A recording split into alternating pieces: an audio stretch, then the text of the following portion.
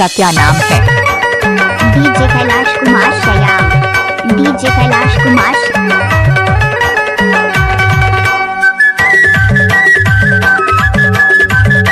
आप लोग सुन रहे हो कैलाश श्याम का मिक्स किया हुआ गाना।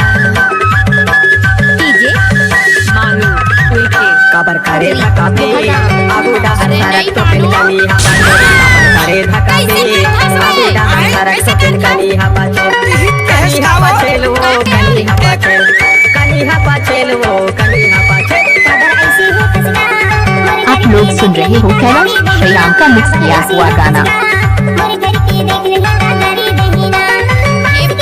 ये नहीं जब कहा समझ नहीं आ छठी बनी तुम देना मोरे पारोसी घर में काबर ऐसे हो कसना। मोरे घर के देख ले तारी दहीना। काबर आप लोग सुन रहे हो कैलाश श्याम का मिक्स किया हुआ गाना।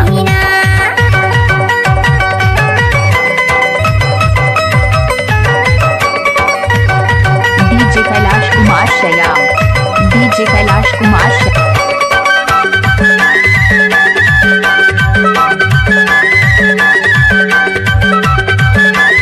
आप लोग सुन रहे हो कैलाश श्याम का मिक्स किया हुआ गाना। आली बानी फैशन करे गजब के इस्माइल आप लोग सुन रहे हो कैलाश श्याम का मिक्स किया बानी हुआ फैशन गाना। करे गजब के इस्माइल मड़वतरिया के दूरी मारा थे स्टाइल काबर करे धक्का पे आगू डाहर सरक तो आप लोग सुन रहे हो कैलाश श्याम का मिक्स किया हुआ गाना। आगू डाहर सरक तो पिलकनी हवा चल डीजे कैलाश कुमार श्याम। डीजे कैलाश कुमार श्याम। आप लोग सुन रहे हो कैलाश श्याम का मिक्स किया हुआ गाना।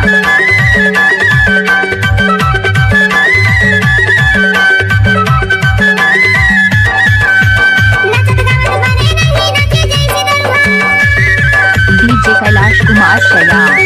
डीजे कैलाश कुमार श्याम।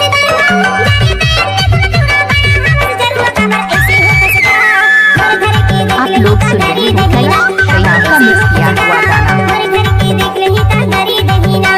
कनी हवा चल वो कनी हवा चल कनी हवा चल वो कनी हवा चल डीजे कैलाश कुमार श्याम। डीजे कैलाश कुमार श्याम। आप लोग सुन रहे हो कैलाश श्याम का मिक्स किया हुआ गाना। कनी हवा चल करे धक्का पे आगू डाहर सरक तो पिलकनी हवा चल आप लोग सुन रहे हो कैलाश श्याम का मिक्स किया हुआ गाना। करे धक्का पे आगू डाहर सरक तो पिलकनी हवा हमारे YouTube चैनल को सब्सक्राइब करें।